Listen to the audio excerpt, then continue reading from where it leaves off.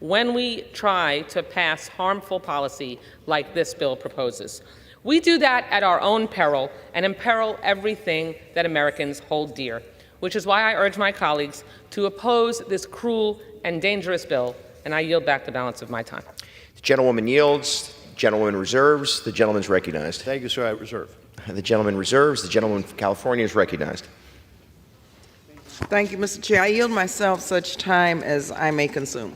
First, thank you. Let me take a minute on the many partisan riders, included in the bill being considered today to raise a couple of points. The number of prohibitions seems to be really enormous. They proliferated, often with little concern to what the actual ramifications might be. It appears to be the approach of, if an organization has ever done something that you have not liked or a wild theory has circulated about, we will just prohibit it. We will pick up our ball and take it home. This is not just ineffective, it really is immature. The bill prohibits funds for the Chinese Communist Party. This sounds tough, but I was the previous chairwoman of this subcommittee, and this bill has not provided funding to the Chinese Communist Party. It's a red herring. It prohibits scientific cooperation with countries we do not like, not stopping to consider that while there may be or not be active collaboration currently, there may come a time when it is the United States' best interest to partner, not with the government, but with the people, with scientists, to pursue common goals. Indeed, we carried on scientific cooperation with the Soviet Union during the Cold War, not because we agree with their government, but it was in our own interest. The bill prohibits gain-of-function research. That sounds good, but my colleagues, consider that this same prohibited research is producing new therapies for cancer and cystic fibrosis. This research also helps us produce insulin for people with diabetes. Has the majority considered what the cost will be of cutting this off? The bill prohibits funding for the World Health Organization because they won't admit Taiwan. It is the member countries of the WHO that are making this decision, not the organization. With this bill, the PRC will continue to work against Taiwan's inclusion, but the United States won't be there to help. We are told that this bill is strong against our adversaries. I would argue just the opposite. This bill takes the easy route and leaves the field open for those who would challenge us. It makes dialogue and engagement harder, and it leaves our potential partners and allies who are deciding who they can turn to for help high and dry, and of course that won't be the United States. A couple of points on the United Nations. The UN is a forum for every country in the world. The United States, to my knowledge, does not get to pick who gets to be a sovereign country. Leadership of the United Nations committees, the General Assembly, they all rotate among the chairman knows. This makes it even more important that the United States fully participates. This bill endangers that. I reserve the balance of my time. The gentleman reserves. The gentleman is recognized. Mr. Chairman, I yield myself 2 minutes. The gentleman is recognized for 2 minutes. I have great respect for the ranking woman, the ranking member of this subcommittee, because I'll tell you what, she is consistent, and her and I have developed a very good relationship. But you've heard it right now. Yes, this bill prohibits funding for the Wuhan Institute of Virology, the EcoHealth gain-of-function research, and it also prohibits funding for any lab controlled by China, Russia, Cuba, Iran, North Korea, and Venezuela.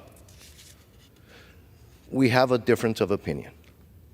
I believe that taxpayer money going to labs controlled by these countries is just not something we should be doing.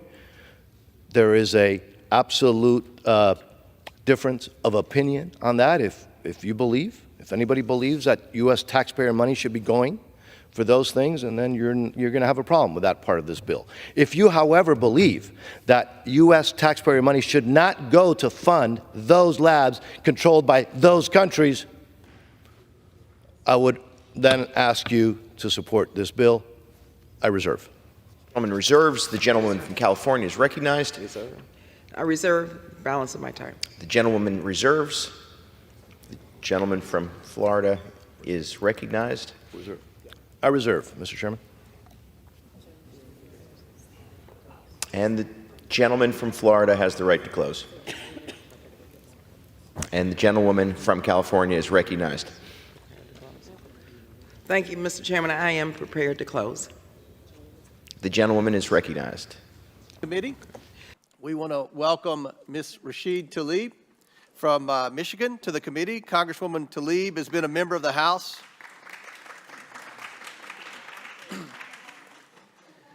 Congresswoman Tlaib has been a member of the House since 2019, and before that, she served 15 years in the Michigan House of Representatives. Ms. Tlaib is a familiar face to this committee, as she spent her first 2 terms on the Oversight Committee. Congresswoman Tlaib replaces Congresswoman Ballant of Vermont, and I want to welcome back Congresswoman Tlaib. I now recognize Ranking Member Raskin to welcome Congresswoman Tlaib. Well, thank you, Chairman Comer, for that very warm welcome extended to our colleague, Rashida Tlaib, the favorite daughter of Michigan and a veteran of this committee, and we're so thrilled and delighted that she's back to join us. I yield back to you. Gentleman yields back. I ask unanimous consent for Representative Jason Smith of the House Ways and Means Committee to be waived on the committee for today's hearing for the purposes of asking questions. Without objection, so ordered. And, Mr. Chairman, I ask unanimous consent that our colleague, Congressman Glenn Ivey from Maryland, be permitted to join the committee and ask questions of the witnesses today. Without objection, so ordered. I now recognize myself for the purpose of making an opening statement. Since assuming our Republican majority in January, the House Oversight and Accountability Committee has uncovered a mountain of evidence revealing how Joe Biden abused his public office for his family's financial gain. For years, President Biden has lied to the American people about his knowledge of and participation in his family's corrupt business schemes. At least 10 times, Joe Biden lied to the American people that he never spoke to his family about their business dealings. He lied by telling the American people that there was an absolute wall between his official government duties and his personal life. Let's be clear, there was no wall. The door was wide open to those who purchased what a business associate described as the Biden brand. Evidence reveals that then Vice President Joe Biden spoke, dined, and developed relationships with his family's foreign business targets. These business targets include foreign oligarchs who sent millions of dollars to his family. It also includes a Chinese national who wired $250,000 to his son. Joe Biden also lied to the American people about his family making money in China. He continued to lie about it even when the House Oversight Committee uncovered bank wires, revealing how the Bidens received millions from Chinese companies with significant ties to Chinese intelligence and the Chinese Communist Party. Just this week, we uncovered 2 additional wires sent to Hunter Biden that originated in Beijing from Chinese nationals. This happened when Joe Biden was running for President of the United States, and Joe Biden's home is listed as the beneficiary address. To date, the House Oversight Committee has uncovered how the Bidens and their associates created over 20 shell companies, most of which were created when Joe Biden was vice president, and raked in over $20 million between 2014 and 2019. We've also identified 9 Biden family members who have participated in or benefited from these shady business schemes. Now, what were the Bidens selling to make all this money? Joe Biden himself. Joe Biden is the brand, and Joe Biden showed up at least 24 times with business targets and associates sending signals of access, influence, and power to those prepared to pay for it. The American people demand accountability for this culture of corruption. They demand to know how these schemes have compromised President Biden and threatened our national security.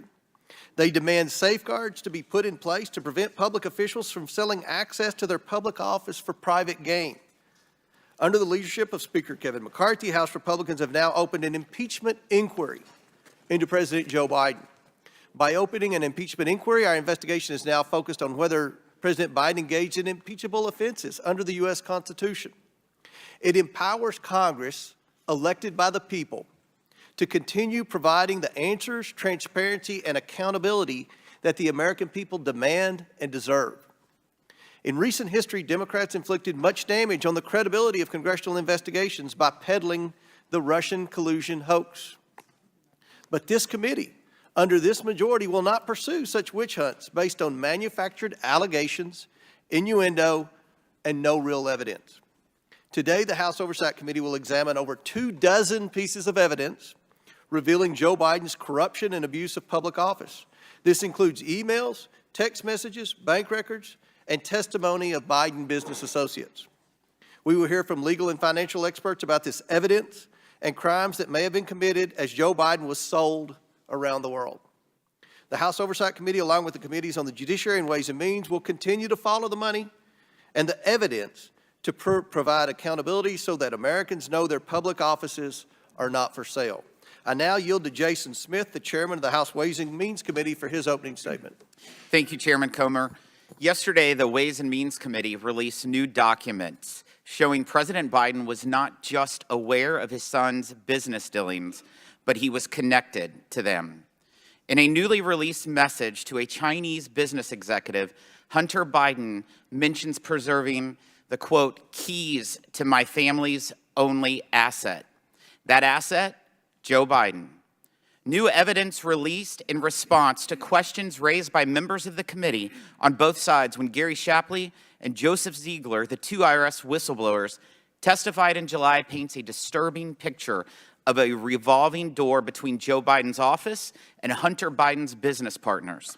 According to a worksheet provided by IRS whistleblower Ziegler, then Vice President Biden's April 2014 official visit to Ukraine occurred only days after a series of White House meetings with Hunter Biden and his business associates regarding Ukraine.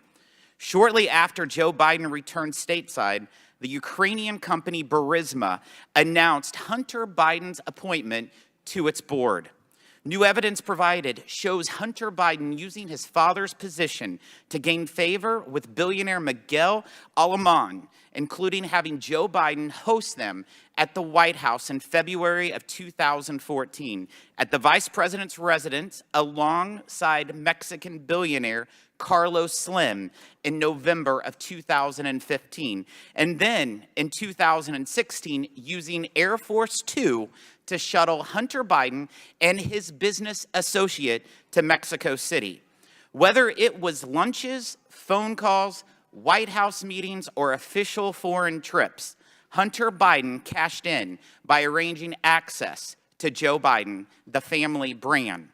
The Biden family and their associates received millions in payments from foreign sources, including from Russia, China, Ukraine, Romania. In one email, Hunter Biden even bragged that he cut a deal for $10 million from just one company for, quote, introductions alone. And yet the DOJ wanted to keep the spotlight as far from Joe Biden as possible. One of the items we released yesterday was an IRS interview with James Biden, the president's brother, in September of 2022. The agency was barred in the interview from asking him about Joe Biden and about whether Joe Biden was involved in Hunter Biden's deal with a Chinese energy company. And when Hunter Biden had his tax liability of over $2 million mysteriously paid for by a Democrat Party donor named Kevin Morris, who he barely knew, something IRS investigators saw as a possible campaign finance violation, Assistant U.S. Attorney Leslie Wolf said she did not want any of the agents to look into the allegation. On the board are notes Agent Shapley took from that meeting. He notes that Wolf told investigators that she was not, quote, personally interested in pursuing it. This is the same attorney, Wolf, who in an email we released yesterday responded to IRS investigators seeking approval for a search warrant with, quote, there should be nothing about political figure one in here, that being a reference by definition of Joe Biden. The Biden family sold access to Joe Biden's power, and the Biden Justice Department protected the Biden brand. We must continue to follow the facts. I yield to Representative Jordan. I thank the gentleman for yielding. This is a tale as old as time. Politician takes action that makes money for his family, and then he tries to conceal it. Never forget 4 fundamental facts. Hunter Biden gets put on the board of Burisma, gets paid a lot of money. Hunter Biden's not qualified, fact number 2, to sit on the board. Not my words, his words. He said he got on the board because of the brand, because of the name. Fact number 3, the executives at Burisma asked Hunter Biden to weigh in and help them with the pressure they are under from the prosecutor in Ukraine. Fact number 4, Joe Biden goes to Ukraine on December 9th, 2015, gives the speech attacking the prosecutor that starts the process of getting that guy fired. Those facts, by the way, are consistent with what the confidential human source told the FBI, and the FBI recorded in the 1023 form, the same form that the Justice Department didn't want to let this committee see. And all those facts, all of that was further confirmed yesterday with the information that the Ways and Means Committee released from the whistleblowers Shapley and Ziegler.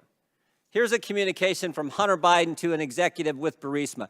Devin and I do feel comfortable with Blue Star strategies and the ability of Sally and Karen to deliver. Hunter Biden put Burisma in touch with Blue Star Strategies. What were they going to deliver? Well, that was in a communication released yesterday as well. U.S. officials in Ukraine and in the United States need to express support for Burisma and Nikolai Zlochevsky to the highest level decision makers, the president of Ukraine, the president's chief of staff, and the prosecutor general. That's what they were going to deliver. And were they successful? The Interior Minister confirmed that Zlochevsky is no longer wanted. We won in less than a year communications between the folks at Blue Star and Eric Sherwin, who was Hunter Biden's business partner.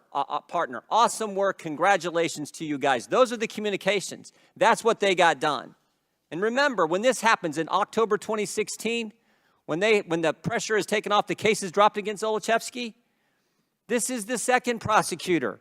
Joe Biden fired the first one. The second prosecutor comes in, drops the charges. That's exactly what they wanted done. And the final step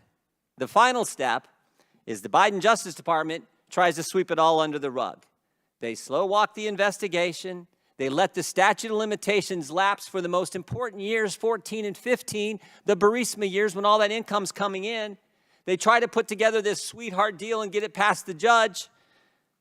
And we learned yesterday in the search warrant examining Hunter Biden's electronic communications, they weren't allowed to ask about political figure 1. Political figure number 1 is the big guy, is Joe Biden. And they would have gotten away with it all. They would have gotten away with it all except for 2 brave whistleblowers who sat in those seats 2 months ago and told their story. And their story has stood up. 2 brave whistleblowers and a judge in Delaware who said, we're not going to let this happen. That's why we're here today. That's why this inquiry is so darn important. It's the oldest story in the world, and those are the facts. I yield back. Gentleman yields back. Chair now recognizes Ranking Member Raskin of Maryland for his opening statement. Mr. Chairman, thank you. Before I give my opening statement, I have a parliamentary inquiry. Given that the committee has not been authorized by the full House to conduct an impeachment inquiry, am I correct in assuming that we're obligated to follow the rules of the House, including Section 370 of the Rules and Manual, which prescribe engaging in personalities towards the president? At ease.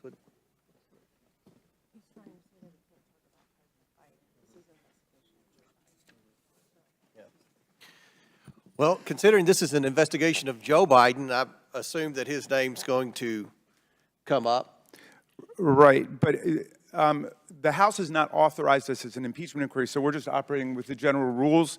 And I think saying that the president lied is considered engaging in a personality. In fact,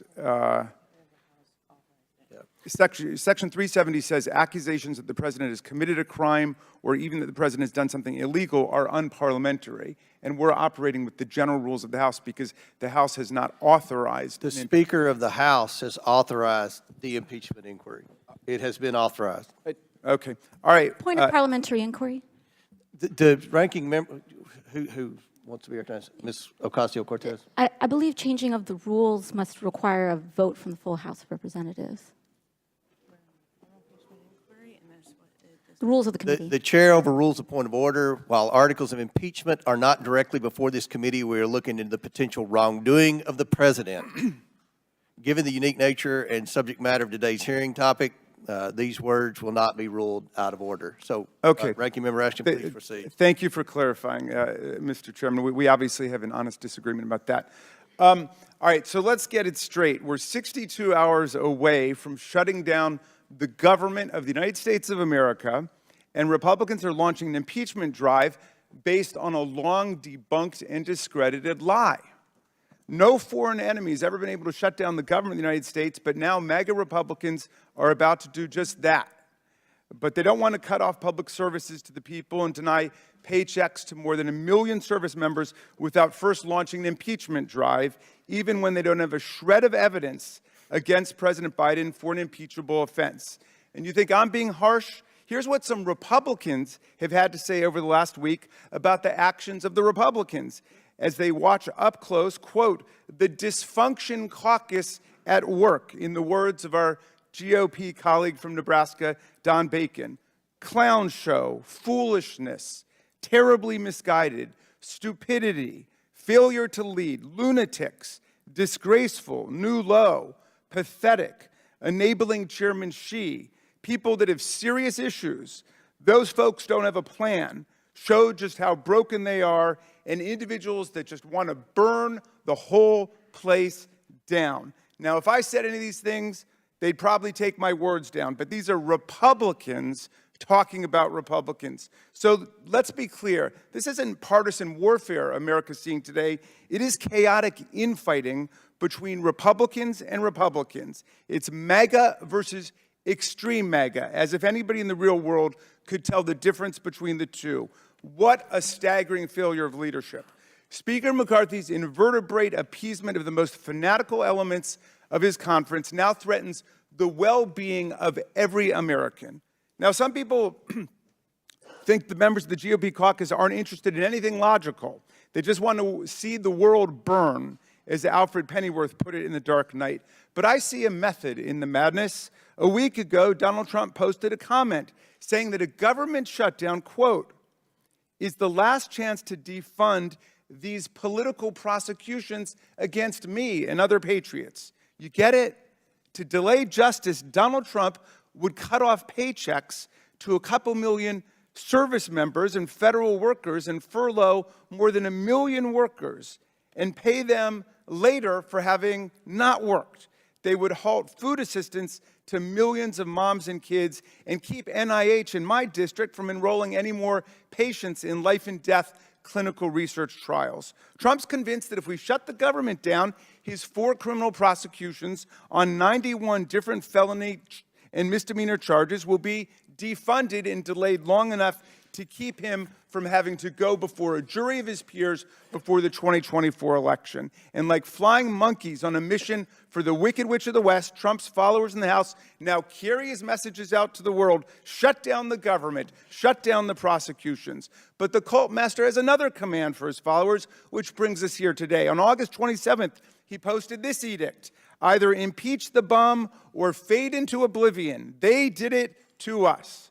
Of course, the standard for impeachment is not whether they did it to us, but whether the president committed treason or bribery or other high crimes and misdemeanors. But the Constitution's irrelevant to them. What counts is what Donald Trump wants. As Republican Representative Ken Buck, a Freedom Caucus member, told CNN the other day, President Trump has gone on his social media account and said we should be impeaching President Biden. Kevin McCarthy said we have an impeachment inquiry.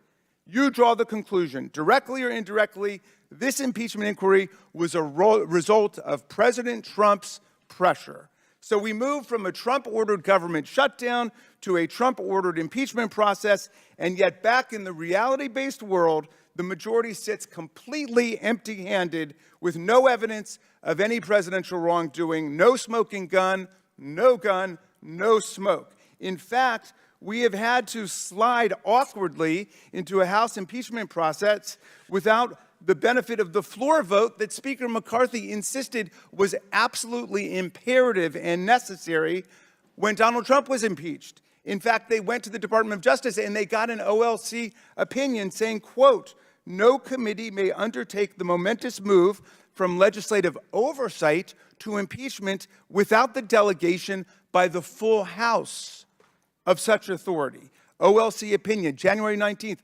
2020. And that's why the House voted in the case of Donald Trump, but that's exactly what has not happened here because they don't have the votes, because dozens of Republicans recognize what a futile and absurd process this is. Now, the title of the hearing is "The Basis for an Impeachment Inquiry of President Joseph Biden." And yet, they present us no basis at all today, even after 8 months of investigation. They've invited 3 witnesses to testify. Not one of them is an eyewitness to a presidential crime of any kind. Not one of them is a direct fact witness about any of the events related to Ukraine and Burisma. Not one of them has participated in the 8 months of investigation in which our distinguished chairman has publicly boasted that he received 100% of everything he asked for. And I quote, "Every subpoena that I've signed as chairman of the House Oversight Committee over the last 5 months, we've gotten 100% of what we've requested, whether it's with the FBI, with the banks, or with Treasury." That means we are the real witnesses here. In fact, the committee has received 12,000 pages of bank records. Here they are, right in front of us, printed double-sided. And not a single page shows a dime going to President Joe Biden. We've received 2,000 pages of SARS reports the chairman subpoenaed. We've held hearings and conducted interviews with everybody from Hunter Biden's business partners to a federal agent assigned to that investigation, and still we found no evidence of wrongdoing by President Biden. If the Republicans had a smoking gun or even a dripping water pistol, they would be presenting it today, but they've got nothing on Joe Biden. All they can do is return to the thoroughly demolished lie that Rudy Giuliani and Donald Trump launched 5 years ago, the Burisma conspiracy theory, a fairy tale so preposterous that one of its main authors, Lev Parnas, has now disowned and repudiated it. This is the theory that Vice President Biden, global anti-corruption groups, and most Western governments targeted Ukraine Prosecutor General Shokin for removal because he was threatening the Burisma Corporation, whose board Hunter Biden served on. Trump synthesized the lie in his August 27th post about President Biden, saying, look, the guy got bribed. He paid people off, and he wouldn't give $1 billion to Ukraine unless they, quote, got rid of the prosecutor. Trump's story is the opposite of the truth. When Biden was VP, he worked as a key player in the Obama administration and global community's efforts to combat corruption in Ukraine. In late 2015, as part of a coordinated global effort, Biden called for the removal of Viktor Shokin, a corrupt Ukrainian prosecutor general who did nothing about corruption in Ukraine other than to participate in it, rather than assist British authorities who were actually investigating Burisma and its owner. Shokin consistently frustrated their efforts. The leadership provided by Biden was part of a broad bipartisan campaign to oppose corruption in Ukraine. In early 2016, Republican senators Ron Johnson, Rob Portman, and Mark Kirk wrote to the Ukrainian president assailing corruption in his country and urging him, quote, to press ahead with urgent reforms to the prosecutor general's office. Yet years later, in 2018, as President Trump saw Biden as a strong rival in the 2020 election, he worked with Giuliani to twist all the facts around and to suddenly accuse Biden of corruption in calling for the dismissal of a corrupt prosecutor. A few months ago, Chairman Comer and the committee received an insider's account of the plan to concoct and spread this lie from an extraordinary letter sent to us by Lev Parnas, who was Rudy Giuliani's right-hand man. Giuliani and Parnas searched high and low to find anyone who would endorse their contortions about Biden. Their failing crusade culminated in the infamous phone call that then President Trump made to Ukrainian President Zelensky, in which Trump threatened to withhold hundreds of millions of dollars in economic, strategic, and military security assistance to Ukraine unless Zelensky embraced their ridiculous fabrication and falsely advertised to the world that Ukraine was investigating Joe Biden. This shakedown became the basis for the first House impeachment of President Trump. Giuliani's big lie has been thoroughly debunked by multiple sources. As Congressman Buck, a former chief of the criminal division of the U.S. Attorney's Office in Colorado and a member of the House Freedom Caucus said, and I quote, "There is in fact no evidence that Shokin was engaged in an investigation of Burisma or that Joe Biden's role in his firing was in any way connected to Burisma." He continued, "What's missing, despite years of investigation, is the smoking gun that connects Joe Biden to his never-do-well son's corruption. It's scandalous to use impeachment to establish a counterfeit moral equivalence between President Biden, an honorable public servant who has never been indicted or convicted of anything in his career of more than 50 years in public life, and Donald Trump, a twice-impeached president who's recently been found in court to have sexually abused and defamed a woman and fraudulently inflated the value of his real estate properties while facing 91 criminal charges in 4 separate indictments on everything from conspiring to overthrow an election and defraud the American people to making criminal hush money payoffs to stealing classified government documents and hiding them while obstructing justice. Impeachment is the people's final weapon of constitutional self-defense against a president who behaves like a king and violates the public trust by committing treason, bribery, or other high crimes and misdemeanors equivalent to them. It is reserved for extraordinary public offenses like inciting a violent insurrection against the American government and trying to overthrow our presidential election. That offense in 2021, whose related crimes have resulted in hundreds of criminal convictions and hundreds more being prosecuted, led to Donald Trump's second impeachment in the House on a massive bipartisan vote of 232 to 197 and a similarly lopsided bipartisan vote of 57 to 43 in the Senate. I wonder how many of my esteemed Republican colleagues here who all voted against impeaching Donald Trump, if they were in the House at that point, can reconcile their votes against impeaching Trump for the grave crime of inciting a violent insurrection against the government with their calls supporting impeachment of Joe Biden for allegedly committing a high crime and misdemeanor that has not even been defined yet, much less proven. Mr. Chairman, if this dysfunction caucus is going to insist on going forward, we must receive the testimony of Rudy Giuliani and Lev Parnas, the insiders who know the origins of the lie upon which this sham impeachment is based and who work to spread it.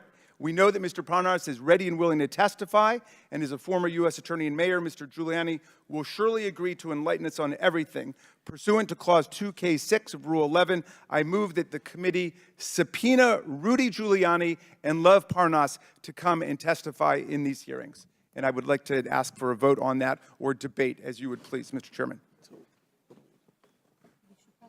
He made a motion to subpoena. Are they going to table it? I didn't hear a motion to table. Motion, yeah. Mr. Chairman? Chair recognizes Mr. Jordan. I move to table the motion. There's a motion to table Mr. Raskin's motion. Is there a second? I'd like to ask for a recorded vote on that, Mr. Chairman. This is on the subpoena of the 2 key figures, Rudy Giuliani and Lev Parnas. Key figures for what? But in your theory about why President Biden should be impeached, I think This is going to be an informative hearing for you, Mr. Raskins, because we were going to present evidence. What evidence? There's no evidence Well, witnesses. There are no fact just witnesses. sit back and let the American people see the hearing and let the American people decide. All right.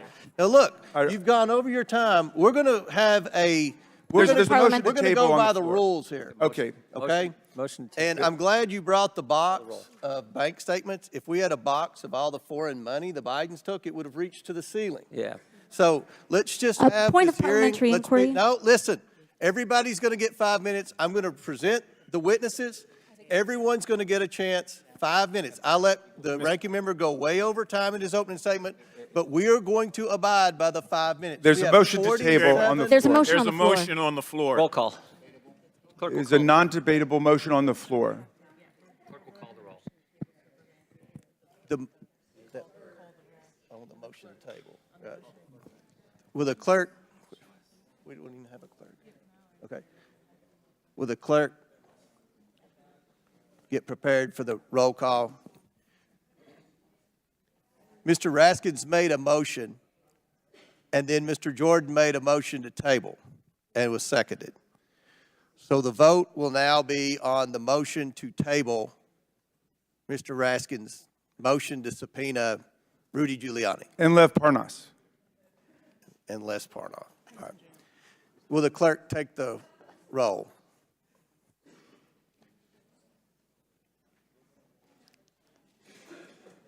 No, neither Mr. Giuliani nor Mr. Parnas is in jail now. Nate?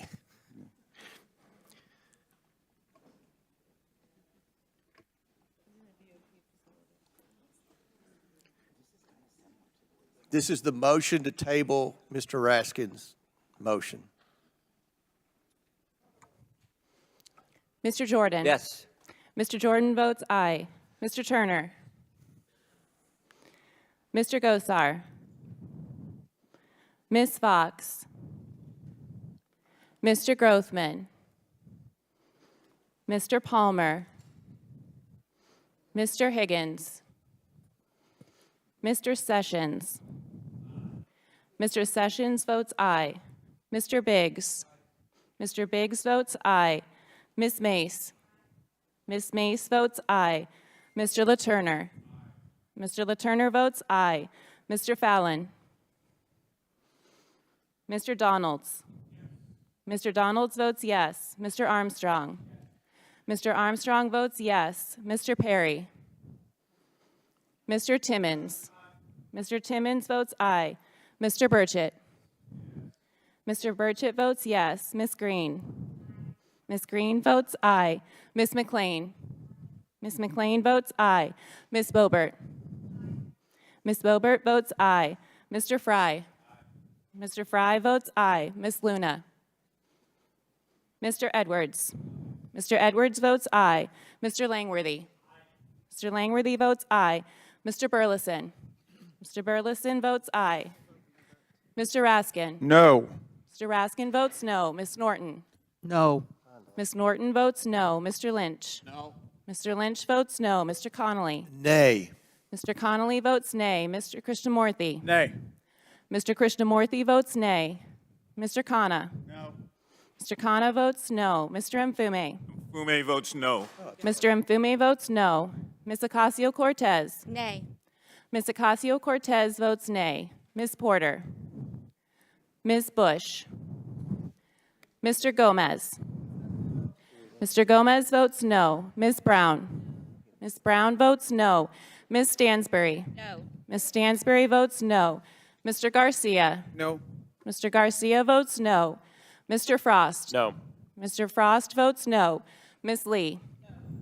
Ms. Lee votes no. Mr. Kassar? No. Mr. Kassar votes no. Ms. Crockett? No.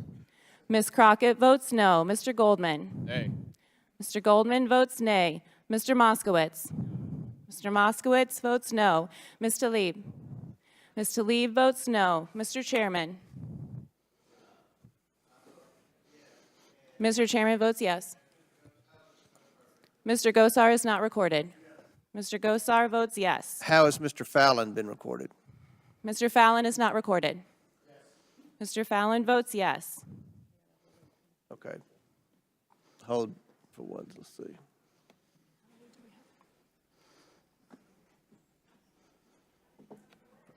Regular order, Mr. Chairman. Mr. Chairman, a request for regular order. We're seeking regular order, Mr. Chairman. We have members en route to vote. How is Mr. Palmer recorded? Mr. Palmer is not yet recorded. Mr. Palmer votes aye.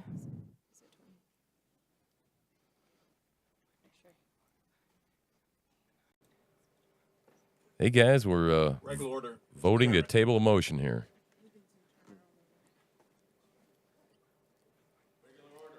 To subpoena Motion to close the Lev vote. Pavlov and Rudy Giuliani. Mr. Chairman? Second. So poo-poo cacaing on that. We're trying Mr. Chairman?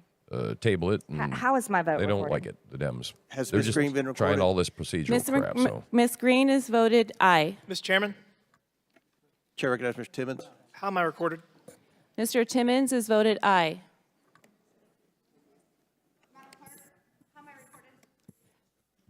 Ms. Boebert has voted aye. Mr. Chairman? Mr. Chairman? Yes. Chair recognizes Mr. Fallon. How am I recorded? Mr. Fallon is voted aye. Mr. Chairman, they're just counting up the parliamentary inquiry. Mr. With Chairman, the- there was a motion to close the vote, and it was properly seconded. There is, will the clerk call the roll?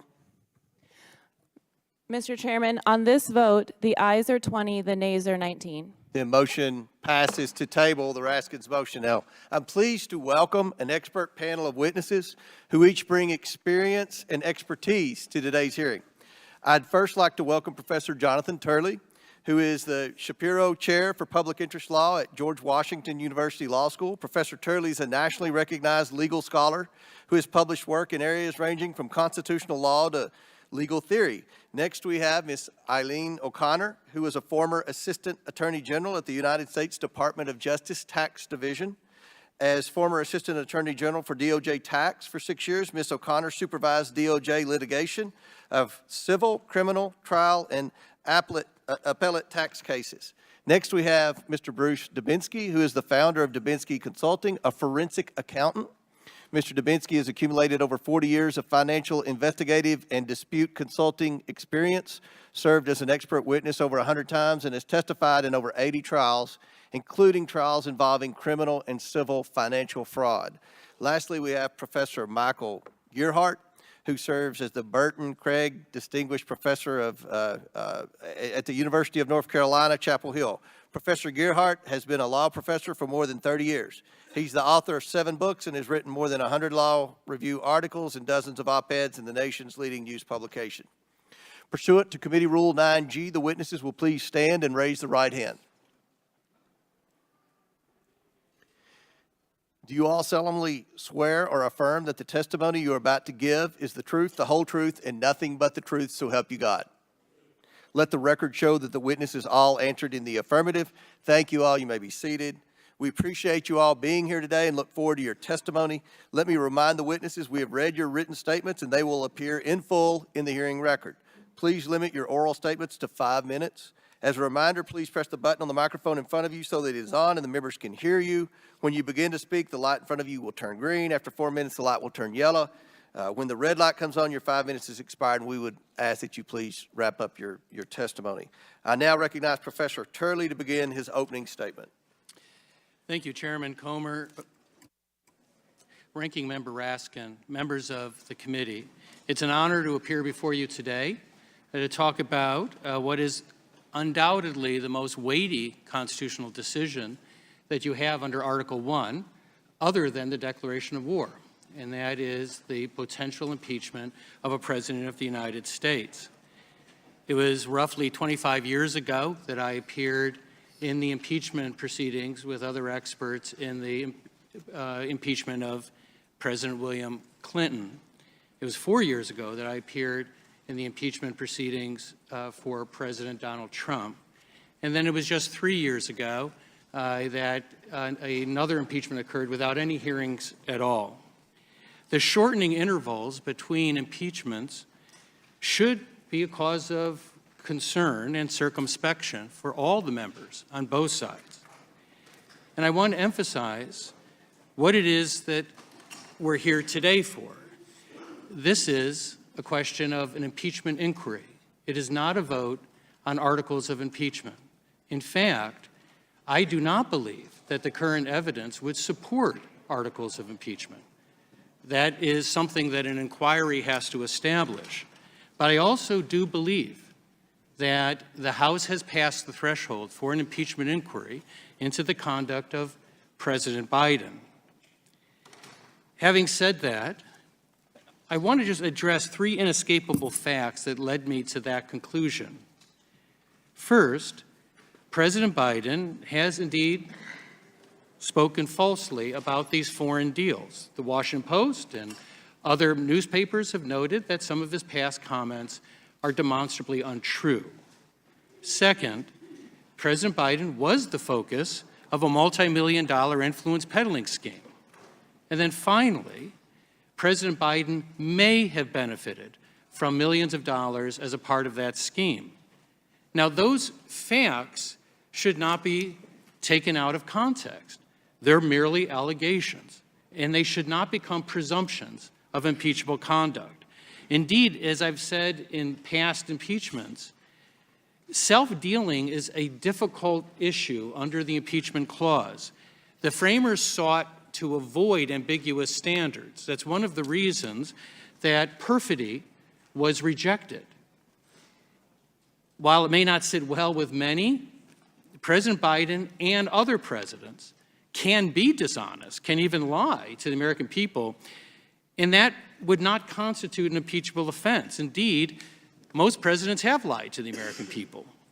That's why I've not liked any president since James Madison. Now, dishonesty alone is not impeachable, and so what I lay out in my testimony are what I call guardrails or best practices. Those are designed to protect this process. Frankly, a number of the things I lay out benefit President Biden, as I say in my testimony. Because presidential impeachment shouldn't be a closed question, it shouldn't be a rush to judgment, and you should avoid the type of confirmation bias that can occur in this process. This is, as people say, a political process, but it is also a constitutional process. Influence peddling is a form of corruption. The United States has signed treaties to combat this form of corruption around the world. And that is also an inescapable fact. We need to find answers as to some of these questions.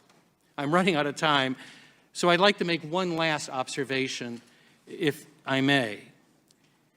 These are constitutional moments that demand the best from each of us to transcend the politics and passions of our time. It calls for something that's difficult. It calls for solemnity and clarity from members. We have become a nation addicted to rage, and we can fuel that. This body is a powerful teacher, as Brandeis said, and you can teach that, or you can teach a respect for this process. It begins here and now. We can disagree with each other without hating each other. These are important issues, and I think they're close issues. And I think some of these issues really do gravitate in favor of the president. So I would simply say that this is a moment where members and citizens can stand together without prejudging the evidence. And I thank you for the honor of appearing before you today. Thank you, Professor Turley. Ms. O'Connor.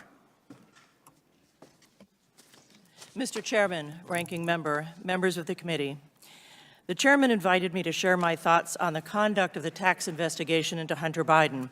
I make my comments on my own behalf as a private citizen and not on behalf of any person with whom or group with which I might be or have been affiliated. When I learned that experienced IRS special agents had felt compelled to report to Congress about the obstruction of their criminal tax investigation, I felt compelled, too, to share my understanding of how things are supposed to work with people who have no reason to appreciate how disturbing the whistleblower's allegations are. Without context and a frame of reference, it's difficult to know sometimes how seriously to take things. In an October 2022 meeting of the Hunter Biden prosecution team, U.S. Attorney Weiss admitted it was not his decision whether to bring charges the investigation had proven should be brought. This directly contradicted Attorney General Garland's sworn testimony 6 months earlier. This was the final straw.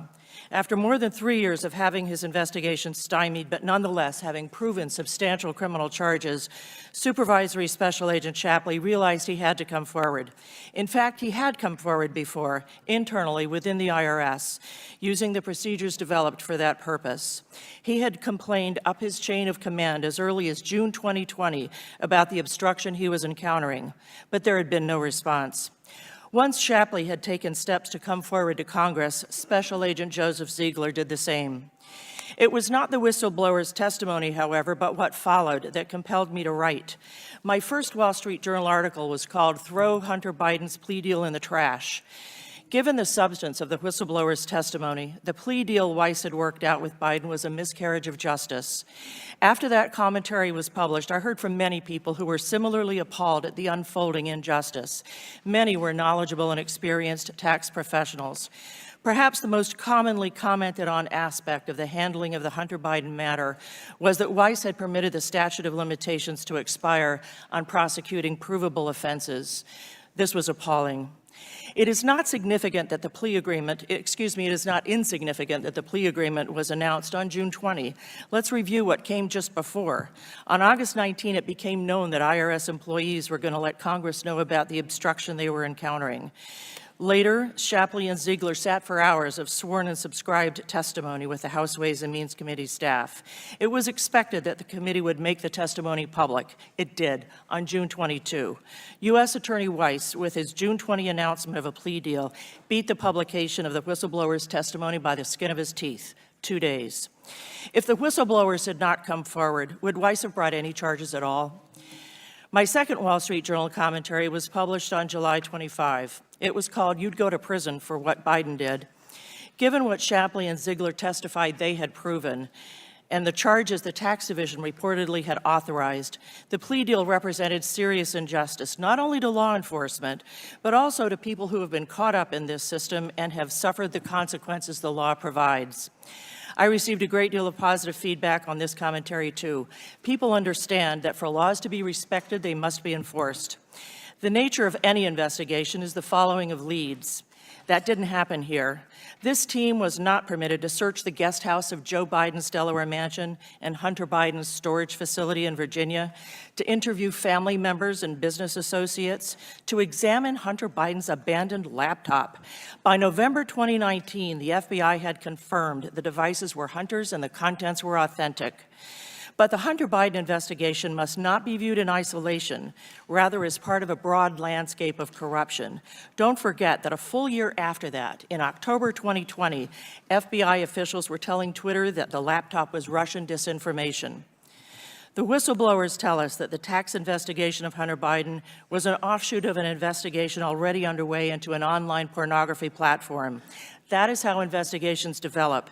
Agents follow wherever the leads take them, and when they take them in the direction of a new investigation, they open one.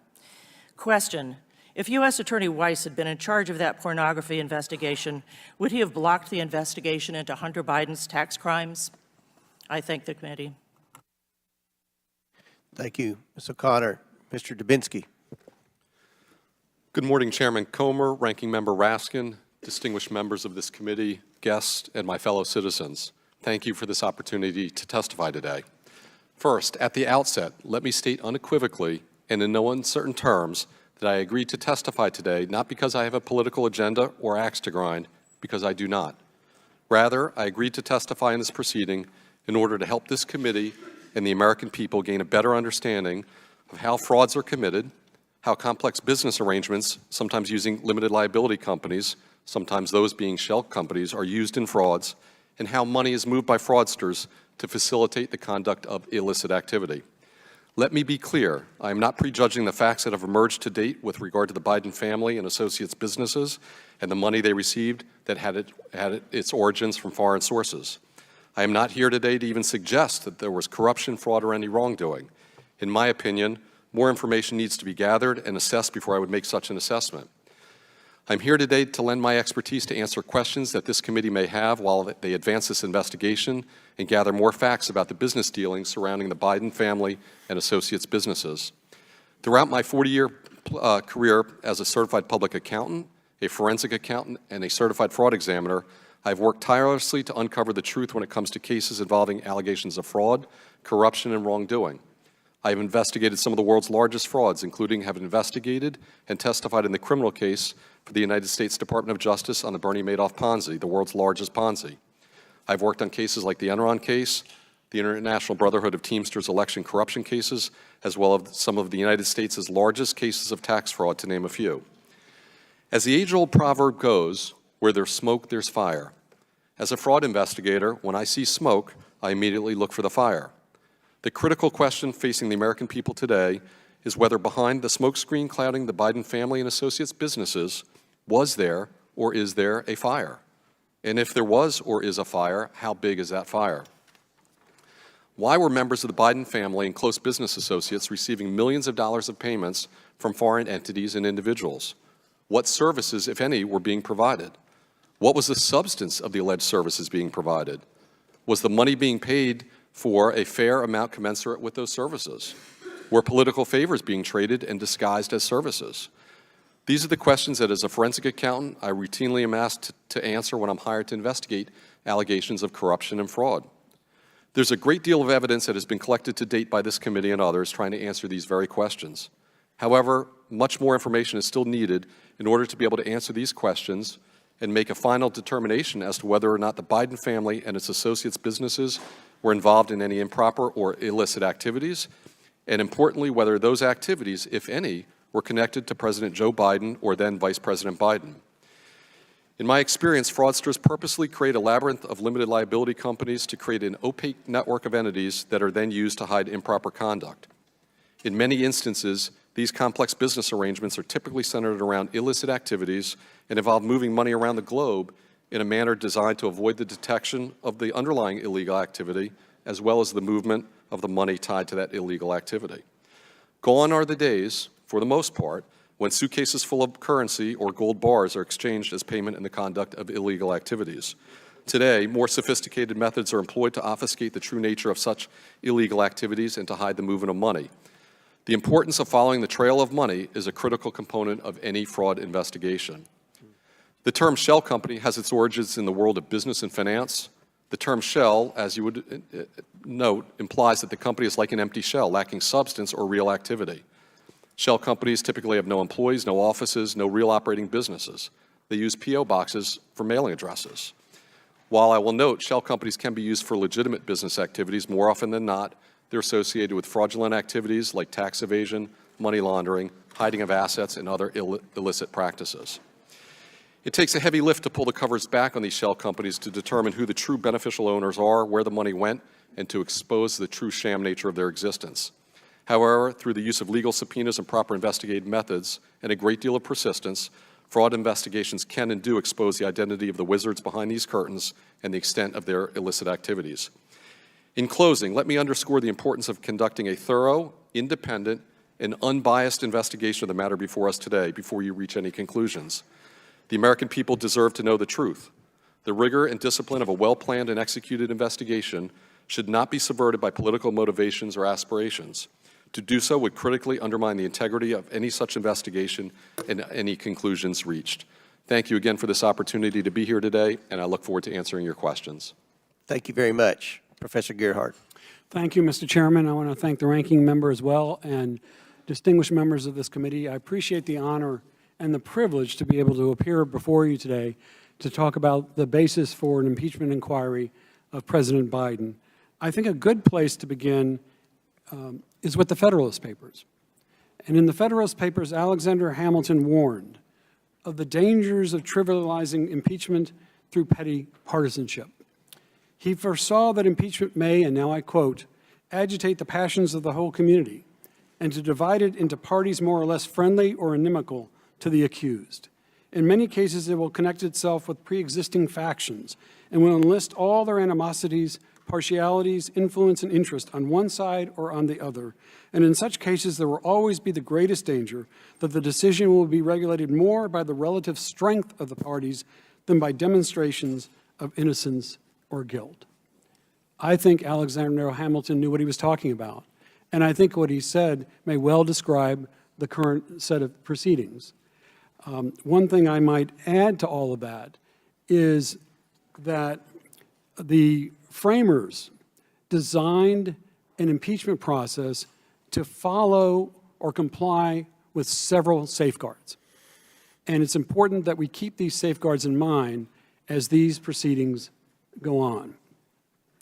The first is the necessity for credible evidence of the commission of treason, bribery, and other high crimes and misdemeanors.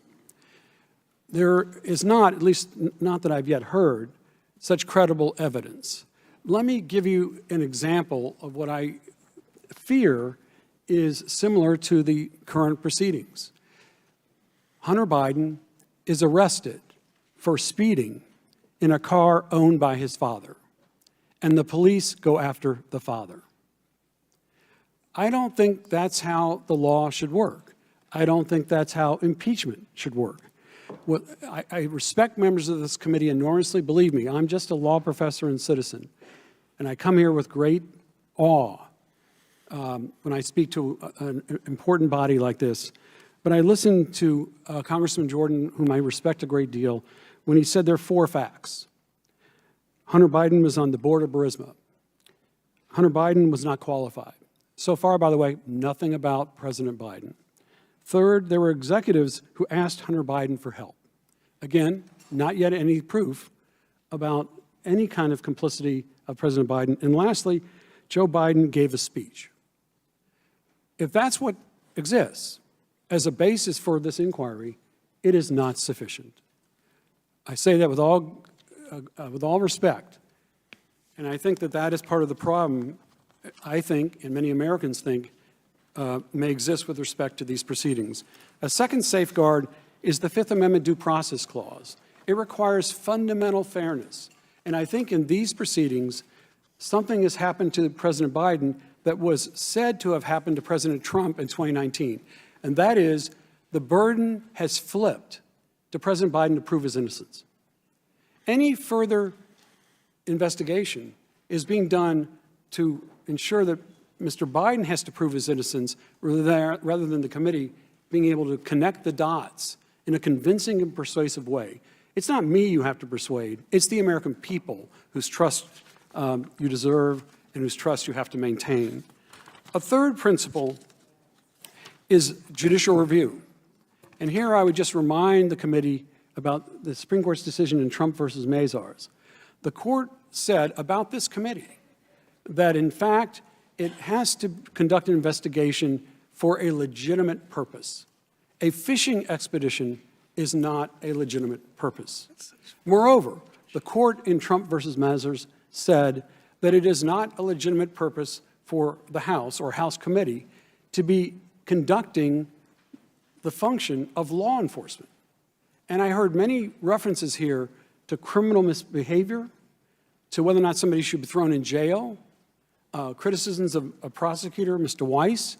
That sounds to me like an attempt to really substitute for the proper legitimate proceedings of the House. 2 other safeguards real quickly. One is that these proceedings should be based on principle, not partisanship. And I fear that what we're hearing today, which can be traced all the way back to 2019, and accusations made against Mr. Biden as far back as then, are really driven by partisan animus more than they are by principle. And a final safeguard is for the House, the full House, to authorize an impeachment inquiry. That does not come from me. That comes from Speaker McCarthy. He said there should be the full House's approval. It also comes from Mr. Trump's Justice Department, who said there must be a committee must be authorized by the full House. That has not happened here. My concern is with the Constitution. That's what my devotion is to. And I hope all of us understand that there's nothing more serious than honoring our Constitution and following the design the framers gave us. Thank you. Gentleman's time has expired. I do want guy is a total state the chucklehead. fact. In 2019, the What a D.C. shill. District Court judge ruled a vote of the full House was not required to commence an impeachment inquiry. Now we're going to begin the question and answer phase. We have 47 members here today that are going to ask questions, so we're going to abide by the 5 minutes. I will begin, followed by Ranking Member Raskins. This week, the Oversight Committee issued another bank subpoena targeting specific wires originating from Beijing. Most of our bank subpoenas have been for Biden family associates' accounts, resulting in thousands of pages of bank records. We've identified these bank accounts based on suspicious activity reports filed with the Treasury Department after being flagged by the banks. The bank records obtained this week showed that on August 2nd, 2019, Jonathan Lee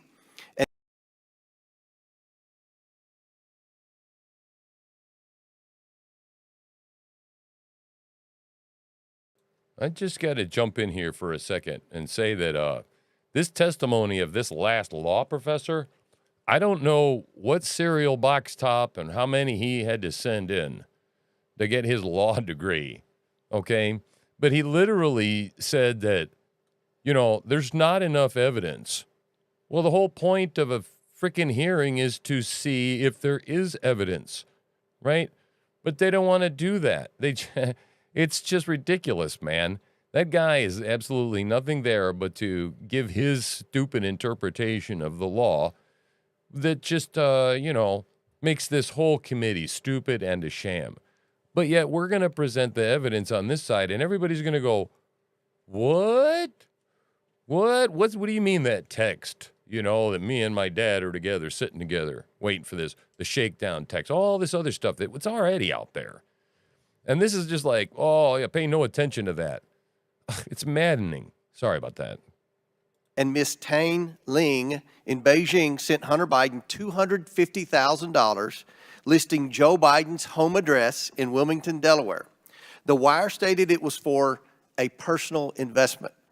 A second wire showed that on July 26, 2019, Miss Wang Xin sent $10,000 listing Joe Biden's home address in Wilmington, Delaware. The $10,000 wire said it was a loan to beneficiary. Now let's talk about the $250,000 personal investment. Sure looks like Jonathan Lee was making a substantial investment in the Bidens months after Joe Biden announced his run for the presidency in April 2019. Now, who is Jonathan Lee? During Devin Archer's interview with the Oversight Committee, he explained how Vice President Biden developed a relationship with Jonathan Lee. Vice President Biden had coffee with Jonathan Lee in Beijing. He talked with him on the phone and even wrote a college recommendation letter for Mr. Lee's children. Hunter Biden even met with Jonathan Lee after flying on Air Force Two to Beijing with Joe Biden. The Beijing Bidens cultivated a relationship with Jonathan Lee and other Chinese nationals for one reason and one reason only: to access their wealth. As we all know, the Bidens had nothing to sell except the brand, which was Joe Biden. Hunter Biden sold the brand well, making the Biden family millions from China and elsewhere. While Joe Biden was vice president, Hunter Biden became an investor in a Chinese investment fund with Jonathan Lee and owned a percentage of BHR Partners through one of his many LLCs. This was a political problem for his dad, the big guy, who was running for president. In October 2019, 2 months after the Beijing wires, Hunter Biden's lawyer claimed he served only as a member of the board of directors in an unpaid position. This was Hunter Biden's lawyer. He was in an unpaid position. Abby Lowell now claims the money is a documented loan from a private individual. Now, these wire statements are very concerning, and the Biden's defenders' justification for the money isn't consistent with what we know from the suspicious activity reports from Treasury. Mr. Dubinsky, I'm very skeptical of Abby Lowell's statement that the $250,000 payment from Jonathan Lee and another woman was a loan, because the wire states it was a personal investment. We've also reviewed documents at Treasury that don't support Mr. Lowell's theory. In your experience, are international loans of this amount supported by documentation such as loan terms, interest rates, and repayment schedule? Yes, Mr. Chairman. They typically would be. You would see that. You would see documents setting forth the interest rates, terms of repayments, Absolutely. all of those. Absolutely. So would it be important to review Hunter Biden's bank records and see if Hunter Biden paid back the money to Jonathan Lee, or if he sent the money to someone else, I don't know, using a cashier's check, for example? Well, as somebody mentioned earlier, it's very important to follow the money. Absolutely. And that's very important in this situation. Thank you. Professor Turley, we all know what this payment's really for. It's for influence peddling and selling the Biden brand. Now, to date, we have shown that the Biden family and their companies received more than $15 million without providing any known legitimate services between 2014 and 2019. If you include the business associates and their companies, they've received over $24 million. Based on evidence we've developed so far, what are some of the potential laws we should be analyzing during our impeachment inquiry? Thank you, Mr. Chairman. I actually lay out what are the most obvious potential articles of impeachment without saying that those have been established, but the ones that I recommend for the committee to focus on. And one of the things I recommend is that the committee actually start by looking at potential crimes, because I've said that in the past two impeachments, that it's an important thing to front-load criminal acts for the reasons I laid out. It gives a very high standard for impeachment, quite frankly, higher than it's binding. I said in the last two impeachments, you can't impeach for non-criminal conduct. So I suggest starting there. But as I talk about in my testimony, bribery, obstruction, conspiracy, abuse of power, those have all been raised in past impeachments. Abuse of power is the article that is very, very common. It tends to be a catch-all, and it is the one that I've always been a little bit uncomfortable with, which is why I suggest you end there rather than start there, because that's the article that brings in a lot of non-criminal conduct. And frankly, I think that you need to focus as much as you can on the evidence and whether you can establish these connections. Very good. Thank you. Chair now recognizes Mr. Raskins of Maryland for 5 minutes. Thank you, Mr. Chairman. Professor Gerhardt, has there ever been an impeachment process launched in the middle of a government shutdown? No. Well, why did the Office of Legal Counsel opine that there must be a vote of the full House before a committee launches into an impeachment investigation? Why did Speaker McCarthy insist on it and, in fact, say that there would be one in this case? I think the Office of Legal Counsel said that, at least in part, because an impeachment inquiry is deadly serious. It is, again, just about the most serious thing any House committee ever undertakes. And one safeguard against a committee acting on the basis of just, let's say, the party membership. If you just join, hey, man, what's up, brother? It's good to see you. This guy, this witness, quote unquote witness, is the biggest joke I've ever seen. I don't know what cereal company he got his law degree from, but he's absolutely ridiculous. But yeah, man, it's good to have you. Yep, Frank. Yeah, let's hope we can, man. Let's hope we can do that. We gotta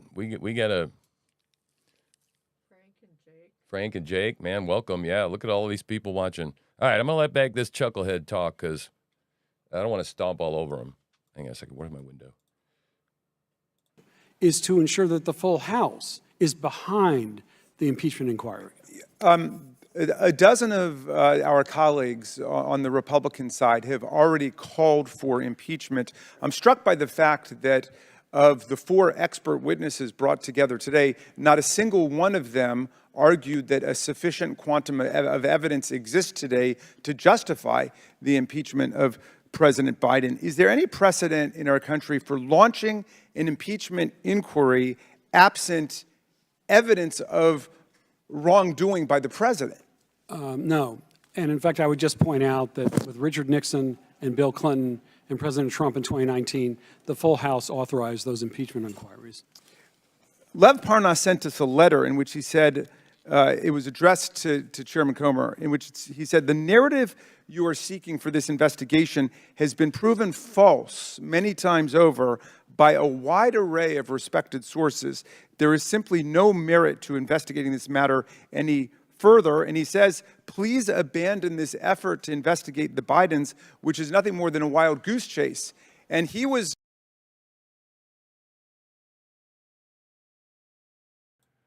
I am so tired of hearing these stupid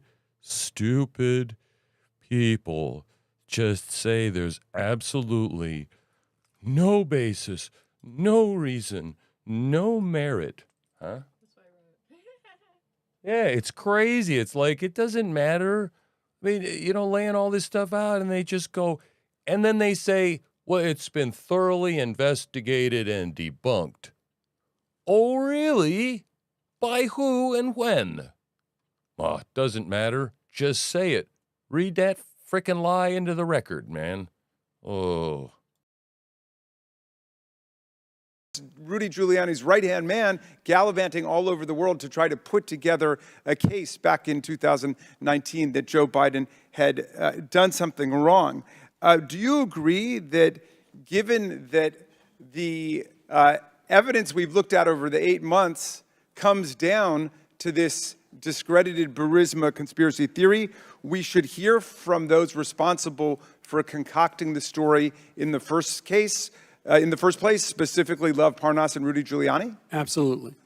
What did you think about the fact that the very first act of the committee in its impeachment investigation was to reject the idea of subpoenaing Lev Parnas and Rudy Giuliani, who are at the heart of the story that's the basis for impeachment? I think if there's going to be an investigation into the president, all the evidence, that is to say, all the participants, anyone that has knowledge should be spoken to.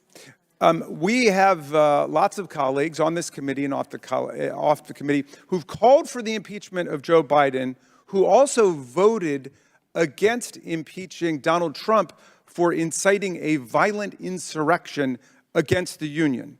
And hundreds of people have gone to jail in subsidiary acts under the umbrella of that insurrectionary process. Now, can you come up with a theory that it would allow someone to say, I am going to vote to impeach Joe Biden for offenses unstated and evidence unknown, but I will oppose and vote against the impeachment of Donald Trump for inciting a violent insurrection against the Union, which is something that... Oh, my God. Violent insurrection. Oh, my God. I hate this guy.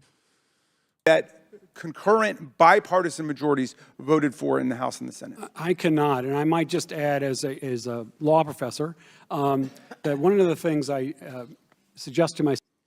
Oh, God, man. Oh, as a law professor. Let me tell you what that's called. That's an appeal to authority, okay? Yeah, well, as a physicist and a mathematician, well, fuck you. I got a degree, too. And you know what? Anal thermometers, fucking rectal thermometers have degrees. You know where they put them? That don't mean shit, dude. Ugh. But he just has to point that out. Look, appeal to my authority. How about Jonathan Turley over there, right? Who's been talking and legitimately, who is this chucklehead? I've never heard of this guy before. I know who Jonathan Turley is. Students, in trying to assess the constitutionality of any governmental action, is to take the names out. Switch the names or switch the political parties and see if the outcome is the same. So if Joe Biden had incited a violent insurrection against the Union and said, you go and fight like hell, and if you don't, you won't have a country anymore, would you consider that in the ensuing mayhem and chaos Absolutely. To be an impeachable event? Absolutely. Or not? To your mind, in applying the law to the facts, have you seen any evidence that Joe Biden has done anything remotely comparable to what Donald Trump did? Oh, no. His impeachment in the bipartisan vote of the House. I have not, and I also just might add, with all due respect, I heard the phrase Biden family many, many times, but that doesn't... Biden crime family. I don't know who's being referenced when people talk about the Biden family. Thank you, Professor Gerhardt. Mr. Chairman, I'd like to move for unanimous... You notice how he cut him right off. He didn't like where he was going with that. He didn't want to go, oh, okay, well, let's talk about Joe Biden, and let's talk about the granddaughters. Yeah, we had granddaughters that were getting money, shoveled in their account. I'm sure they were very helpful through their business acumen, right? Fucking liars. Consent to introduce Lev Parnas' July 18th, 2023 letter to you and to me and to the rest of the committee into the official record of this proceeding. Without objection, so ordered. Chair now recognizes the chairman of the House Ways and Means Committee, Jason Smith from Missouri, for 5 minutes. Thank you, Mr. Chairman. It's amazing to be sitting in your committee. It's a pleasure to be here. Yesterday, we had a committee to release over 700 pages of documents that came from the 2 IRS whistleblowers based on the last oversight hearing when they presented before this committee, where members, both Republican and Democrat, asked for additional information. God, he sounds so gay, doesn't he? I mean, that's What fine, was but interesting is the other side of the aisle actually mentioned Trump a whole lot more than they ever mentioned Biden. And it's happening over here, too. So I think it's kind of consistent both in the Ways and Means Committee and in the Oversight Committee. But Ms. Connor, my question is yesterday, the Ways and Means Committee voted to release additional information provided, like I said, by Gary Shapley and Mr. Ziegler. One of the documents shows that Assistant U.S. Attorney Leslie Wolf ordered investigators not to pursue leads into possible campaign finance violations. We know that over $2 million of Hunter Biden's tax liabilities were paid off by a big Democrat Party donor and Hollywood lawyer who's named Kevin Morris. James Biden, the president's brother, told investigators he did not know how Hunter Biden even knew this individual, but was later asked to thank him for the payment, quote, on behalf of the family. The Biden family. The family. So how would such payments that essentially pushed under the rug the president's son's tax problems, at least for 1 year, be considered a campaign finance violation on part of the Biden campaign? Thank you for the question. I have no idea. I thought you were going to ask me, why would Leslie Wolf say, don't look into that? And I think the answer to that probably is that if it's a campaign contribution, then it implicates political person number one. And that apparently is a big barrier that had been created throughout this entire investigation. And as far as it being a campaign contribution, that $2 million actually was intended well, maybe that's why we picked him. Maybe sympathetic to the left. of Hunter Biden's late filed and unpaid taxes.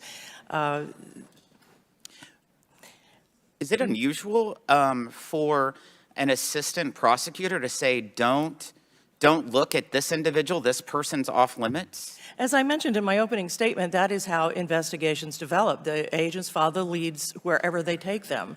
And in this case, a legitimate investigation was being done of money that was being paid, and for the assistant U.S. attorney who is orchestrating the investigation to say, don't look at that anymore, I think the reason is related to another instruction of hers that she didn't want to get public integrity involved. And that tells us that she was looking beyond Hunter Biden and into a person whose activities would be subject to public integrity at DOJ. One thing that I want to ask, since you worked tax division for DOJ, if Kevin Morris gave a gift of $2 million to help pay off Hunter Biden's debts, who has to report that on their taxes? Does Mr. Morris have to report it, or does Hunter Biden?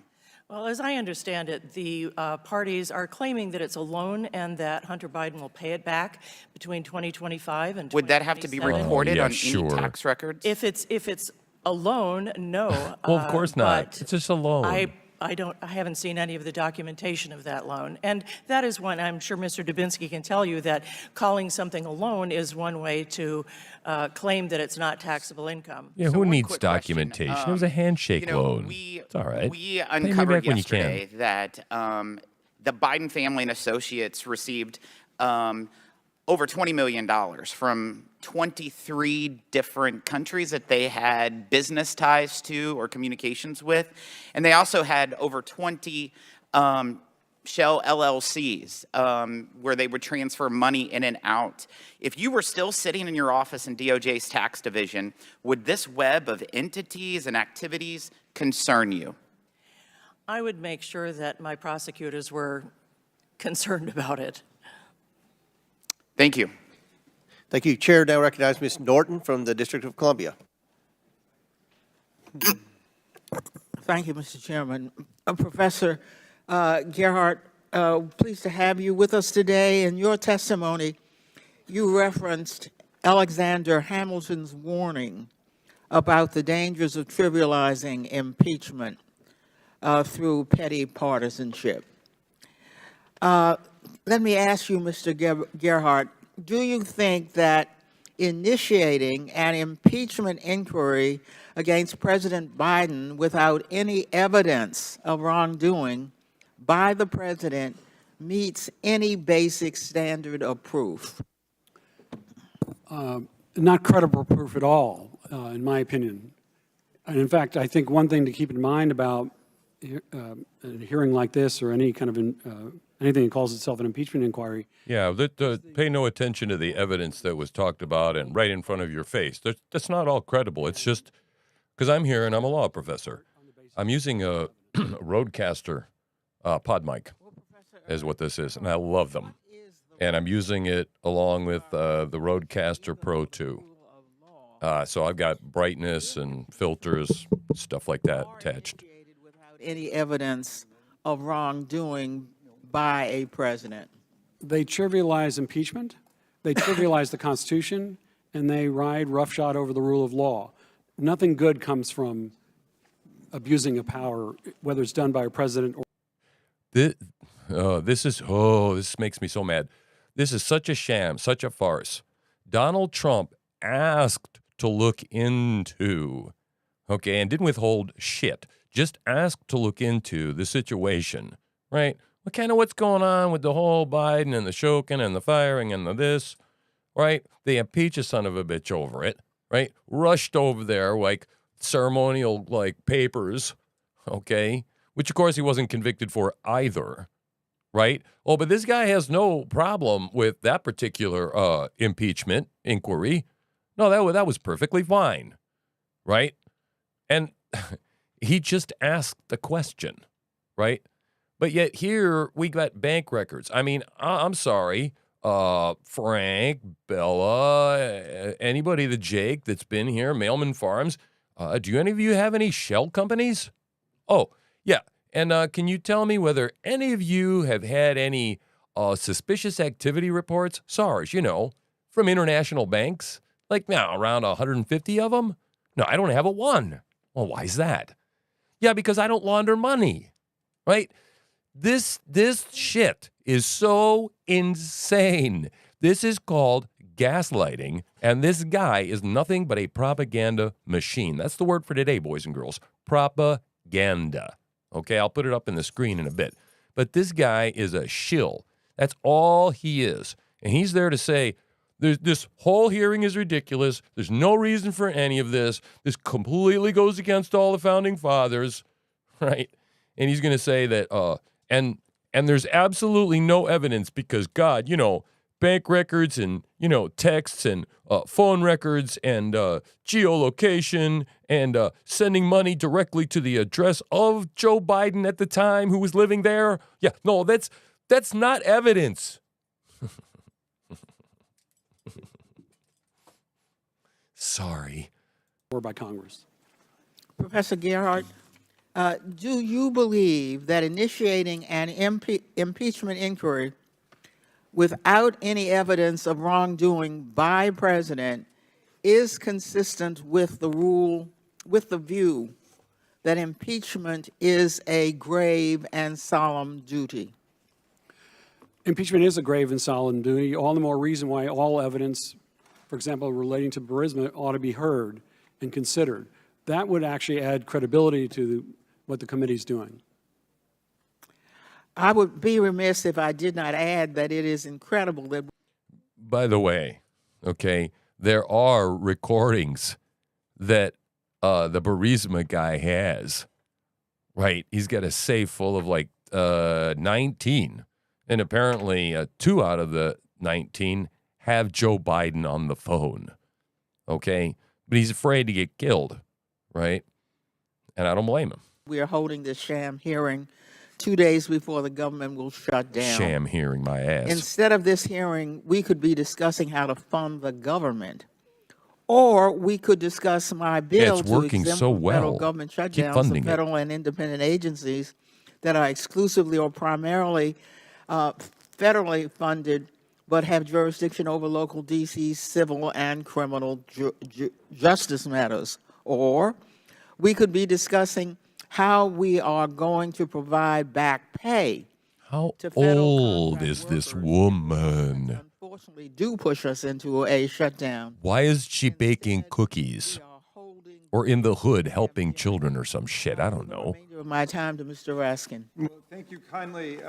Oh, Thank you not kindly, Mr. Ms. Norton, for Raskin. that. Oh, God. Mr. Comer referred to a 2019 wire to Hunter Biden while President Oh, I hate this guy. he was a private citizen, so of course was Hunter Biden. Hunter Biden has never held public office. Mr. Smith referenced a DOJ email from 2020 during the Trump administration. So, Professor Gerhardt, I mean, what do you make of the idea of impeaching a president while he's in office for something that his son did? I'd like to call your attention to the fact that the Democrats and Jamie Raskin don't talk to Jonathan Turley. They don't ask him any questions. They don't ask any questions from the IRS lady. No. Who they ask questions? Oh, yeah, the one guy they brought in. Right? We don't want to hear anything from anyone else because this is stupid. American people believe it. Or may have received when the president wasn't in office. It's not consistent with the American legal system. Just imagine if the names are switched. Just imagine if this was Jared Kushner, well, or one of President Trump's sons. Mr. Smith talked about $20 million that he thought Hunter Biden had received and put in the names of different family members. I think the Washington Post has debunked that as recently as this weekend, saying it was like 8 or 9 million. But let's say only, it were 20 it's million. only 8 or 9 million because it's been debunked. Now, see, he can use the word debunked because it was only 8 or 9 million that were wired to all the family members. Oh, well then, fuck me. It's fine. Ugh. 1% of the $2 billion that was brought back by Jared Kushner from Saudi Arabia to a company that Jared Kushner created the day after the Trump administration ended. But assuming there were no other evidence, would it be fair to attribute that $2 billion that Jared Kushner pocketed with the $25 million management fee every year that Jared Kushner pocketed? Would it be fair to attribute all of that to Donald Trump because it's his son-in-law? No, not without any evidence actually showing the president knew it. Yeah. So, or approved it. Because the principle of American law is that people are responsible for their own conduct and not the conduct of their adult children. Is that right? That's correct. Thank you, and to the gentlelady for yielding, and I yield back. Chair now recognizes the chairman of the House Judiciary Committee, Mr. Jordan from Ohio. Thank you. Professor Gerhardt, it wasn't just a speech. He leveraged $1 billion of American tax money, and he did so at a time when our government was supportive of the prosecutor. Here's what our government said. The Assistant Secretary of State, we have been impressed with the ambitious reform and anti-corruption agenda of your government, written to the Prosecutor General, who Joe Biden leverages our money to get fired. Get him, Jim. The United States fully supports your efforts to fight corruption, she further wrote. The Interagency Policy Committee said this on October 1st, 2015. The IPC recommends moving forward with a third loan guarantee to Ukraine in the near term. And even after Joe Biden gives the speech on December 9th, the European Commission said, their report said the anti-corruption benchmark is deemed to have been achieved for Ukraine. But the most telling evidence is what his business partner said. Devin Archer, when we deposed him under oath just 2 months ago, said this. Here's the question. The request was help from the United States government to deal with the pressure they were under from their prosecutor. You know what Mr. Archer's response was? That's correct. Next question. What did Hunter Biden do after he was given that request? He called his dad. That's what we're investigating. That's one of the 3 things Professor Turley talked about, the influence peddling scheme. Yes. I want to go to those 3 things, Professor Turley. False statements, influence peddling scheme, and Joe Biden might have benefited. Let's do the third one first. Is a benefit to your family, can a benefit to your family be a benefit to you? It is. There's been repeated statements that you need to show that President Biden accepted direct money in order for this to constitute a benefit, even under criminal cases that deal with bribery, extortion, the Hobbs Act. The courts actually have rejected that. They've said that money going to family members is in fact a benefit. And I don't really see any legal basis for that. Obviously, the strongest case is if you have a direct payment. But this idea that you can have millions going to a politician's family and that's not a benefit, I think is pretty fallacious. Yeah, how about the false claims thing? In your written testimony, you said to the extent that the president has used the White House. Bullshit. I think this is a little broader. To the extent the president used the White House staff to maintain false claims or resist disclosures, it can fit into the type of Nixonian abuse of power model. We know all kinds of false statements have been made by the White House. Joe Biden's made them. He said it was a lousy question when they asked him, have you ever been involved, talked to any one of your son's business partners? We know that was false. Ron Klain said, the president's confident his son didn't break the law. Press Secretary Jen Psaki said never spoke to his son about his overseas business dealings. What do you think about all those false statements from the White House in this abuse of power issue? Well, the involvement of White House staff and executive branch staff has been really one of the tripwires that we saw in Nixon, to some extent even in Clinton. The degree to which you enlist support for a false narrative or to obstruct Congress can go into things like abuse of power. One of the things that I suggested is that if you look at past impeachment inquiries, and once again, this is an inquiry to find evidence, you're not voting on articles of impeachment, those allegations tend to develop last, and you look at what you have found. Yeah. How about the Attorney General? I'm concerned about statements he made. March 1st, 2023, in front of the Senate, he was asked a question about Mr. Weiss's investigation. He said this in response to Senator Grassley. Mr. Weiss has full authority to bring cases in other jurisdictions if he feels it's necessary. Last week, the Attorney General told us that Weiss had the authority because I promised him he would have the authority if he asked it.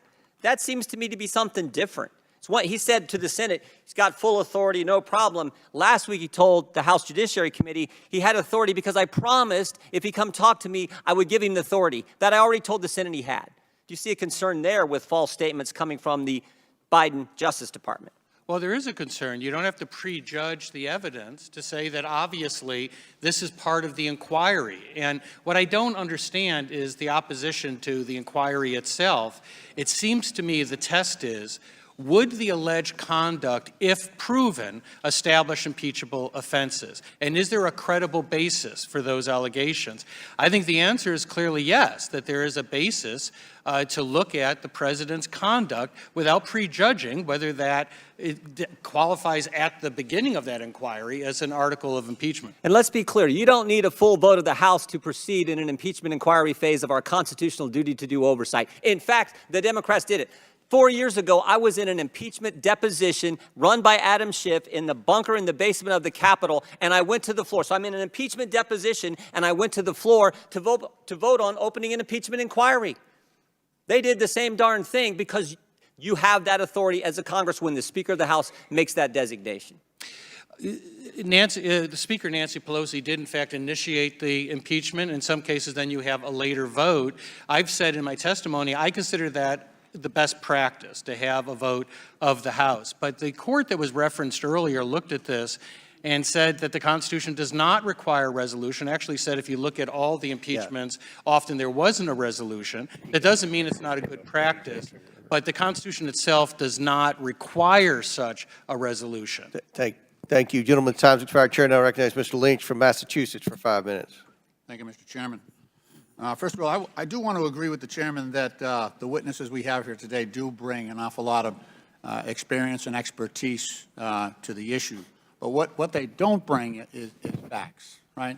They don't bring evidence. None of you are able to really elucidate or illustrate actions by the president with respect to this inquiry. Ms. O'Connor, I do want to ask one clarification. You mentioned in your oral testimony that you had written a commentary entitled, "You'd Go to Prison for What Biden Did." That was, you'd go to prison for what Hunter Biden did. Isn't that? That's exactly right. I was cutting down words to stay within my 5 minutes. But you realize, yeah. That's an important word, though, that you left out, though, It right? is. I regretted it immediately. So the article, just for the record, and I'd like to enter into the record unanimous consent. Without objection, so ordered. The article, Ms. O'Connor, is you'd go to prison for what Hunter Biden did. I think that's an Exactly. important word, yeah. It Okay, is, thank yes. you. I did Appreciate not, I did not delete it intentionally, only in that. Reclaiming my service time. of time. Reclaiming my time? So when I walked into this hearing room, my first question was, where's Rudy? Where's Rudy? Where's Rudy Giuliani? You know, this is supposed to be an inquiry on the facts against the president for potentially an impeachment, articles of impeachment. And the one person who was an agent of President Trump was sent to Ukraine to dig up some dirt, find some dirt on Joe Biden. Just like he said to the election officials in Georgia, find me 11,780 votes. Find me some dirt on Joe Biden. And we don't have him here. We're not allowed to ask him questions. And Professor Gerhardt, would it not be helpful to have a factual witness here who was, and let me just read from, this is an excerpt of the call between Mr. Trump and President Zelensky. He says, Rudy very much knows what's happening, and he is a very capable guy. If you could speak to him, that would be great. The other thing, there's a lot of talk about Biden's son, that Biden stopped the prosecution, and a lot of people want to find out about that. So whatever you can do with the Attorney General and Rudy would be great. And then, so he's actually placing Rudy Giuliani in Ukraine with the imprimatur of authority for the president. Wouldn't that be a useful witness to It seems obvious that he should be brought before the committee. Yeah, you would think so. What we have here is a lot of allegations. I've heard about, emails from Hunter Biden from China. Hunter Biden cashed in, the IRS interview with James Biden. And I hear a lot about the Biden family. But look, this was an impeachment inquiry about President Biden. And I would try to discern what the allegations are for the president, because they're non-existent at this point. Is there a reason? The other question is, why hasn't Rudy Giuliani, if he's such a key witness and was on the ground on this and had direct authority from the president, why isn't he here? And I think, and Professor Gerhardt, maybe you could elucidate on this, Rudy Giuliani also lost 60 cases. He brought 60 cases across the United States with respect to the big lie, and he was a midwife for the big lie. He brought 60 cases and lost them all for lack of evidence. So that, I believe, hurts his credibility, does it not? It does. His credibility has been hurt in a number of different ways, yeah. Right. He also made allegations against Dominion voting machines. And now he's being sued by them because he falsely declared that those machines were unfairly helping President Biden. Isn't that right? That's right. Wouldn't that also lead to a drop in credibility on behalf of Mr. Giuliani's testimony? I mean, I agree with you, and I would just add that because Mr. Giuliani is a lawyer, he has to abide by and comply with the rules of professional conduct, and he's in trouble because he hasn't. All right. Gentlemen, My time has expired. I yield back. Gentlemen, time's expired. Chair now recognizes the chairman of the House Intelligence Committee, Mr. Turner from Ohio. Professor Turley, thank you so much for the materials that you provided to this committee. Your legal analysis is first off, incredible in its historic foundations, but also its legal descriptions of the aspects of how do you conduct an impeachment investigation, what are the standards for an impeachment investigation, and taking, as you relate in that memo, some of the public facts that you're aware of and comparing them to congressional authority and oversight responsibilities. I think it really does help the overall discussion, and I think it gives validity to the need for this committee to move forward on an investigation as you look to historically what's happened before. Now, you made some comments in your opening statement about your description that I think are important to focus on in trying to guide our investigation. You said that it's not criminal for a president or vice president to lie. You also said that it's not criminal that Hunter Biden received, someone paying the child of a vice president for doing nothing isn't necessarily criminal. Those are my words, not yours. But you did take that next leap that using your office, taking official actions to benefit individuals or third parties to induce them to financially benefit your family would be a crime. Would it not, Professor? It is. That's, if you take a look at some of the treaties and sources that I cited, the United States has for years combated influence peddling as a prototypical form of public corruption. And much influence peddling follows that pattern.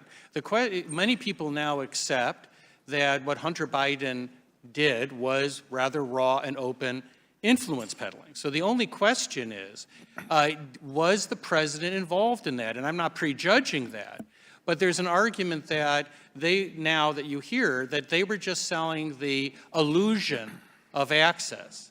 The fact is, you have to ask yourself one question.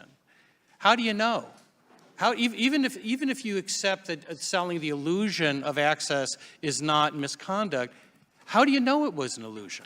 Well, and that's where I'm going to go next, because there's also another concerning aspect of President Joe Biden's actions as vice president, for which there is currently an active criminal investigation, and that is his misuse of classified documents. There has been appointed by the Department of Justice, by the Attorney General, a special prosecutor for the purposes of investigating the federal crimes that could have arisen as a result from this president's misuse of classified documents. The fact that he had them at the Penn Biden Center for Diplomacy and Global Engagement and the Wilmington, Delaware private residence of President Joe Biden, as well as other matters that might arise from it, places where there were other people. One of those other people happens to be Hunter Biden.